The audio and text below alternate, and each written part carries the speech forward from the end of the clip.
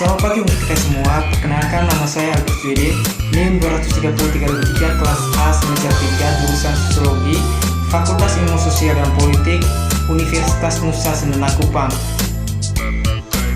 Baik teman-teman, pada video kali ini saya akan menjelaskan materi baru dari buku review kelima, yaitu Setelah Masyarakat Lintas Antropologi dari Oxford, dari mata kuliah Metode Penelitian Sosial. Dan setelah ini jangan kemana-mana karena saya akan memaparkan video materinya. Selamat menyaksikan.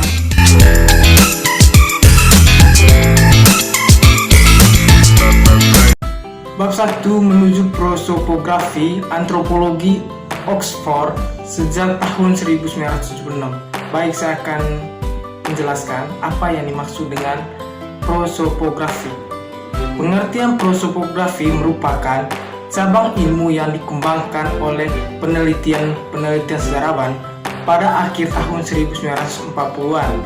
Pengertian prosopografi sendiri adalah penelitian latar belakang umum karakteristik sebuah kelompok pelaku sejarah dengan memahami kehidupan kolektif mereka. Metode yang dipakai adalah dengan membuktikan keseluruhan yang akan dipelajari, kemudian mempertanyakannya dengan satu set pertanyaan yang seragam tentang kelahiran, kematian, perkawinan dan keluarga, pendidikan, ekonomi, religius, dan sebagainya.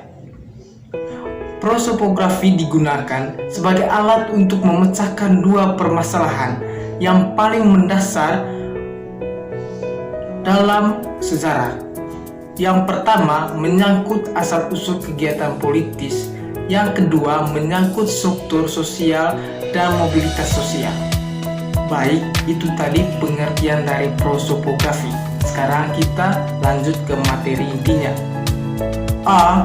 Pemandangan dari kantor pengawas. Dokumen yang diedit memberikan gambaran yang tumpang tindih tetapi berbeda dari waktu ke waktu.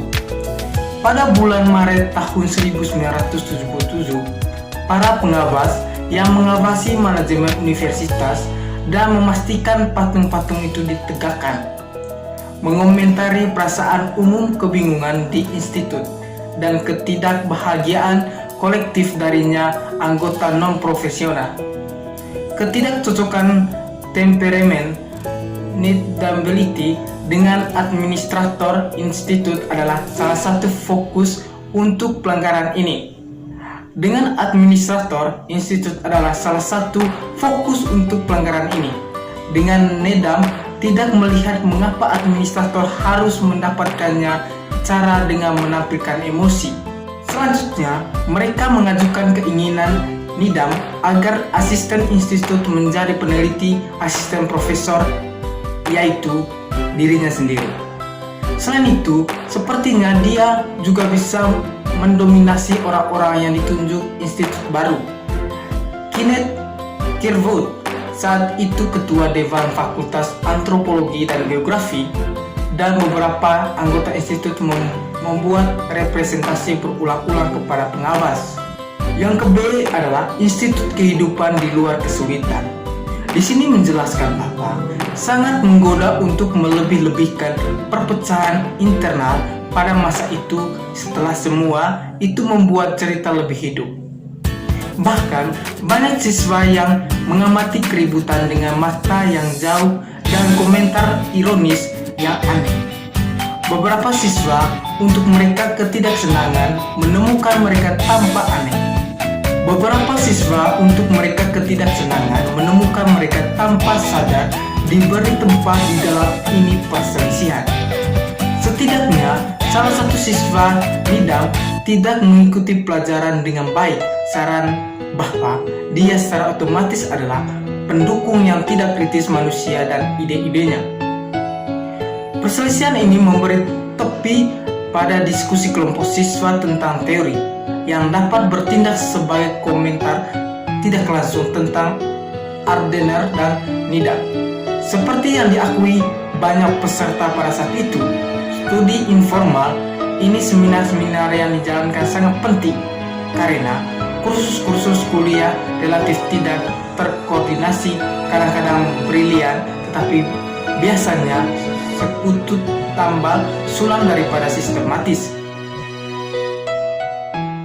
Sekarang kita beralih ke bab 2, yaitu Amor Fati dan Institut Antropologi Sosial.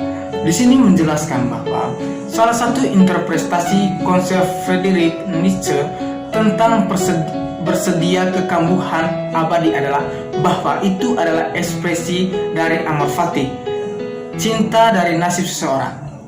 Dalam permusuhan Nietzsche ada dalam kehidupan tertentu, saat dimana seorang melihat kehidupan mereka dan menegaskan bahwa semua itu telah mereka lalui, sama menyediakannya dengan momen atau tahun dari mungkin saja ditebus oleh tempat yang dibawanya mereka. Memikirkan kembali tahun-tahun saya di Institut Antropologi Sosial, saya tidak begitu yakin saya akan bersedia untuk hidup lagi dan lagi. Tetapi saya harus mengakui bahwa mereka memainkan peran yang sangat penting dalam membawa saya ke tempat saya saat ini, di mana saya menemukan stimulani dan memenuhi. Pada tahun 1977, saya memutuskan bahwa jika saya akan mendapatkan pelatihan yang tepat di antropologi sosial dan memanfaatkan kesempatan untuk menghabiskan waktu di Inggris, saya harus melakukannya sebelum mengikuti ujian doktoral saya. Sekarang kita beralih ke bab 3, yaitu antropologi yang beruntung menjadi antropologi Jepang di Oxford. Di sini menjelaskan bahwa gairah kejuruan pada saat seseorang memutuskan untuk mengubahnya menjadi karir tidak lahir pada saat menginjakan kaki secara khusus lembaga pendidikan, dalam hal ini institut. Seperti yang biasa kita sebut Institut Antropologi Sosial di nomor 51 Banbury Road, Oxford, tetapi memiliki akar yang dalam. Ini pantas mendapatkan beberapa autobiografi terperinci. Wahyu orang pertama bagaimanapun mengajikan beberapa risiko dalam koleksinya tentang antropologi dan autobiografi. O'Kelly tahun 1992 membela giliran autobiografi terhadap kritik narsisme, tatapan pasar intelektual dan pasca modernisme sudah terlalu jauh. Autobiografi antropolog mungkin baik dilihat sebagai contoh dari pengakuan sebuah paparan dari kekurangan manusia, seperti dalam kasus buku harian Molinowiecki tahun 1989. Dengan demikian mengungkapkan kehilangan kendali. Di sini perlu dipikirkan sedikit tentang situasi kacau ini. Banyak kemudahan dalam karir saya belajar bahwa mencoba membuat para antropolog setuju untuk apapun mirip dengan mencoba menggiring kucing.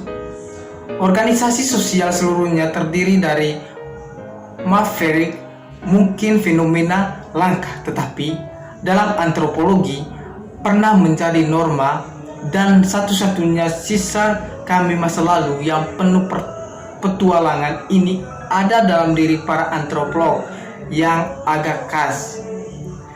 Perilaku setelah mereka menjadi anggota lembaga rutin tersebut dikenal sebagai Departemen Antropologi. Ketidaksesuaian sosial tidak perlu membuat teman tidur yang mudah. Sementara kurikulum yang diajarkan bergeserkan pengalaman individu, lapangan, dan sikap teoritis berdasarkan data empiris. Sekarang kita beralih ke bab 4, yaitu hilang dan ditemukan di Oxford. Di sini menjelaskan bahwa saya tidak berpura-pura bahwa ini adalah makalah akademis. Sebaliknya, apa yang saya coba lakukan di sini adalah merujuk pada beberapa masalah yang awalnya diangkat oleh penyelenggara dalam panggilan mereka untuk makalah, yaitu kesulitan, keuangan, dan lain-lainnya. Dalam menyelesaikan kursus penuh studi antropologis, di Oxford selama tahun 1970-an dan 1980-an. Penurunan jumlah posisi akademik yang tersedia bagi mereka yang telah menyelesaikan studi, dan secara umum perasaan bahwa kita beberapa dalam bahaya menjadi generasi yang hilang.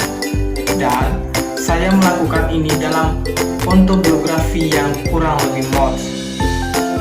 Saya harus mulai dengan mengatakan bahwa saya datang ke antropologi pada tahun 1970-an daripada tahun 1980-an. Meskipun saya tidak menyelesaikan D.P. Hill, saya sampai tahun 1982. Saat yang pasti saya hadapi bersama dengan rekan-rekan saya kesulitan yang baru saja saya sebutkan. Tahun 1970-an bagaimanapun bagus sekali, dan saya cukup beruntung pada tahun 1973 telah dianugerahi beasiswa 3 tahun yang akan membawa saya dari Melbourne, tempat saya pernah belajar di klasik ke Inggris. Selama tahun 1960-an dan awal tahun 1970-an, pemahaman saya tentang tahun pasca sarjana Australia cukup banyak terlibat di Vietnam Perang, di mana generasi saya sedang wajib militer. Berdasarkan banyak sistem teori, sebagian besar dari kita adalah dari tentu saja anak laki-laki dan perempuan kelas menengah yang baik, dan kebanyakan dari kita sekarang saya menduga kembali ke mengetik. Tetapi pada tahun 1970-an, kebanyakan dari kita memikirkan diri kita sebagai radikal sayap kiri.